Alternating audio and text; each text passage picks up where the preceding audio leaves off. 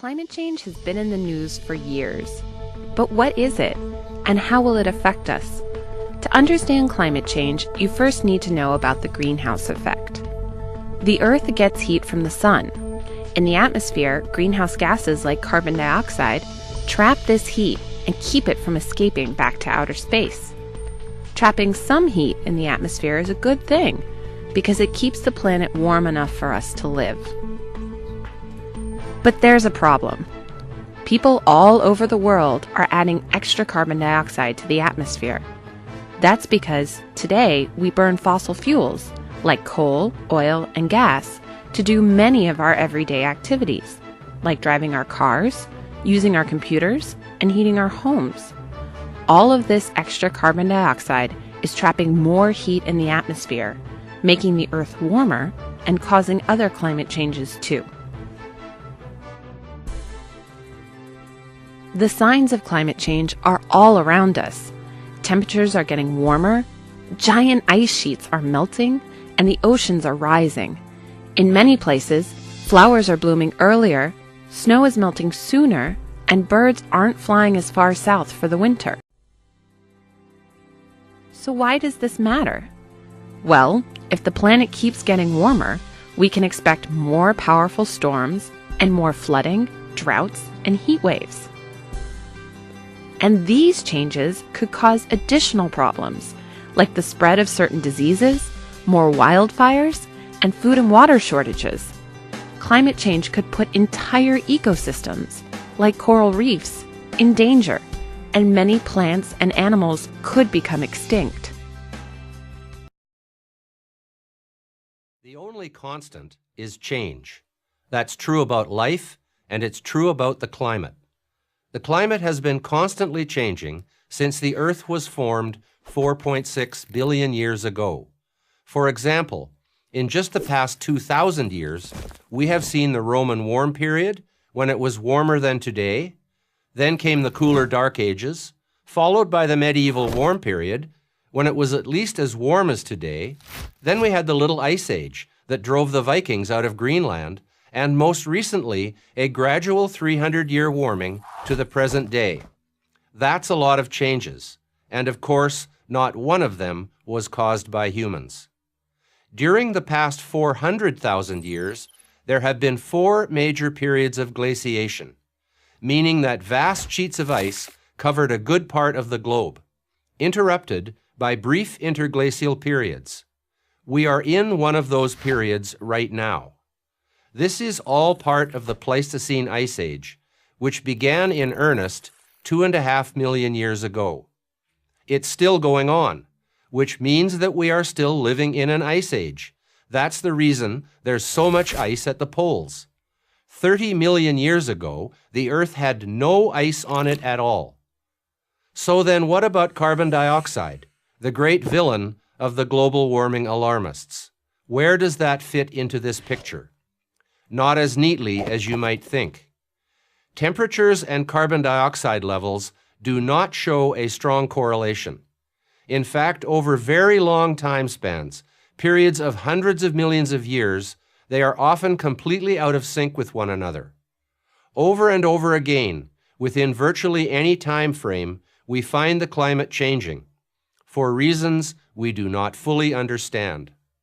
But we do know there are many more factors in play than simply the concentration of CO2 in the atmosphere.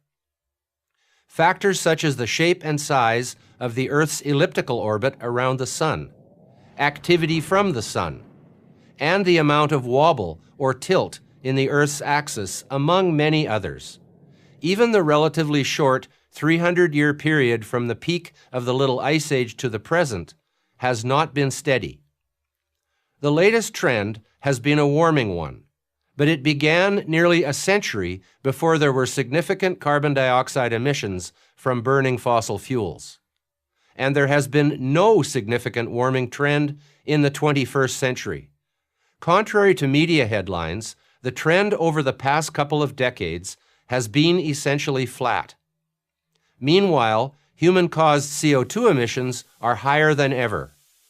About 25% of all the CO2 emissions from human sources have occurred during this period of no net warming. How can we distinguish between variations due to natural causes and those variations of the climate that are induced by human activity? And the key thing that convinced me, at any rate, was a graph like this one that we marked out on the floor that had been prepared from climate scientists like Professor Peter Cox. Now, explain to us the significance of this graph. Okay, what we're going to do is to take a walk through time. And the first thing to note as we walk through is that the climate is naturally variable. It's a spiky beast. Occasionally there's a downward trend that's associated with a volcano going off that cools the system down because of the dust it throws up. But generally it just oscillates around. And then we get to a period around about 1910 where you can start to see an upward trend, a warming of the climate, a global warming if you like. And the issue is, what caused that? Was that humans or was that natural? So what we do to try and work that one out is to take a climate model and to put in the various factors. And what we can see with this green curve here is a climate model that includes just these natural factors. So this is when volcanoes go off and the output from the sun. And you can see that the green curve can reproduce reasonably well this mid-century warming. So up to this point, you could reasonably argue climate variation can be explained by natural factors. But as we move on, we can see that's no longer true as you get to the latter part of the 20th century. From about 1970 onwards here, you can see the red curve, the observed temperatures, and the green curve really beginning to diverge. And the question again is, what caused this recent warming? So we run the model again and we include human factors. Particularly we include the greenhouse effect, mostly from carbon dioxide that comes from fossil fuel burning. And then we get this yellow curve and we can see, as well as reproducing the mid-century warming, we get this recent rather rapid warming reproduced. And that tells us two things. One is that the model looks realistic, it looks like the real world. And the second thing, the model tells us that this recent warming is due to human beings. So there you have it.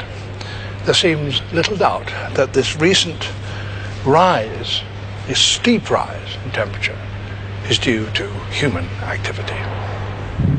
If you look at the green line of natural variability, it's clear that without the action of human beings, there would have been far less temperature change since the 1970s. It's ridiculous.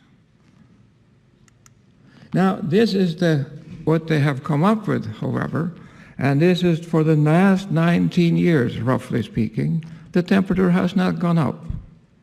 It's been constant for 19 years, almost as long as the life of the students here. They're probably at 23, 24 years old. So it hasn't gone up. And there was a big peak in 98, that's very recognizable. So what did the people who measure temperature do with that? Well, here is the latest temperature they have measured now, and they see the curve here, and if you look at the edge here, it goes up. I made a bit better one here. The temperature here goes up.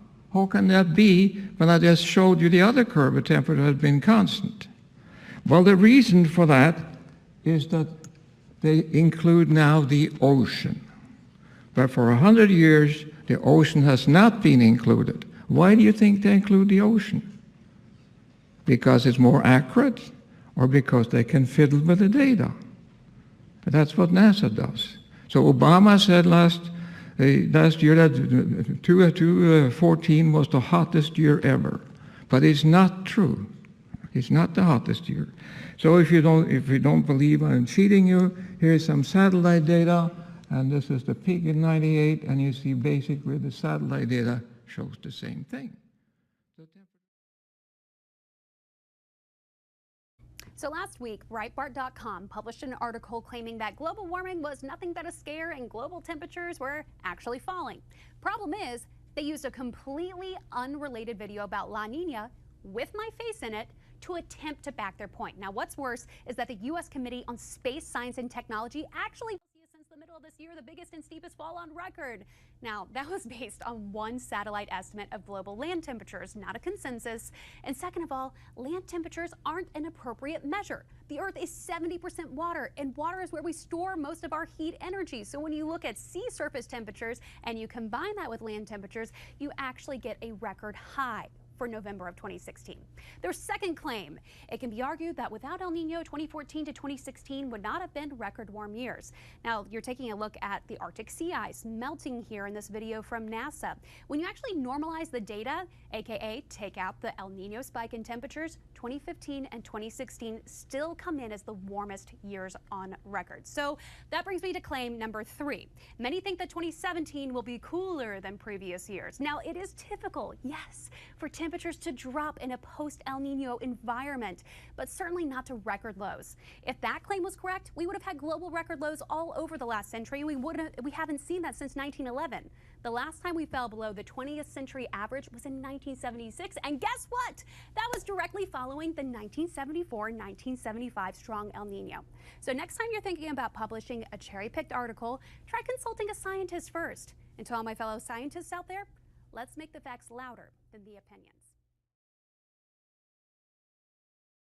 Miles Allen is a professor of geosystem science at the Department of Geography here in the Department of Physics here at Oxford University. He's also served on several IPCC reports.